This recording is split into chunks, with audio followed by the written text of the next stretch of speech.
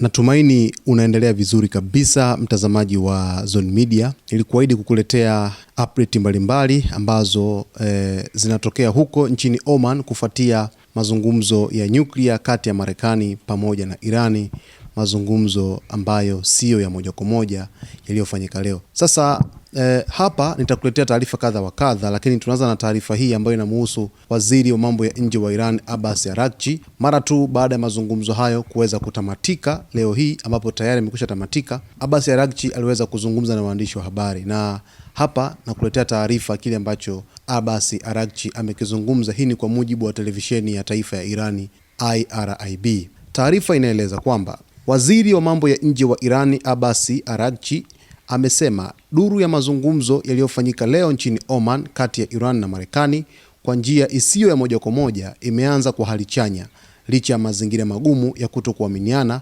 yaliyopo baada ya miezi kadhaa ya mvutano wa vita.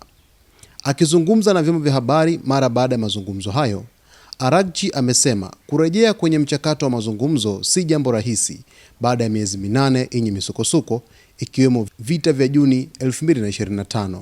Ameeleza kuwa kiwango kikubwa cha kutokuaminiana kilichojitokeza katika kipindi hicho juu ya kile kilichokuwepo awali ni changamoto kubwa inayokabili mazungumzo hayo. Waziri huyo amesema katika mazungumzo ya leo pande zote ziliwasilisha mitazamo yao kwa uwazi. Ameeleza kuwa wasiwasi wa Iran, maslahi yake na haki za wananchi wa Iran yaliwekwa wazi, huku pia mitazamo ya upande wa pili ikisikilizwa.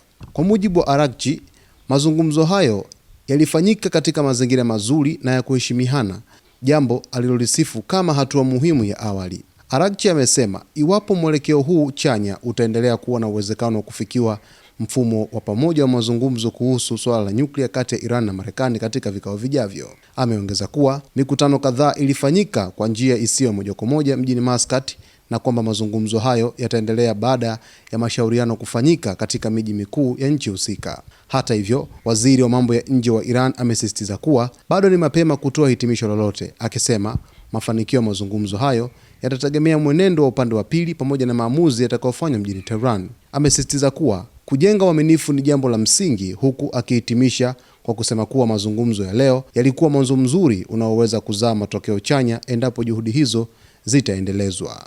Hiki ndo kile ambacho waziri wa mambo ya nje wa Iran Abbas Araghchi, ambaye leo alikuwa ni kiongozi ambaye ameongoza jopo la wawakilishi wa taifa la Irani katika mazungumzo ambayo yamefanyika Muscat nchini Oman.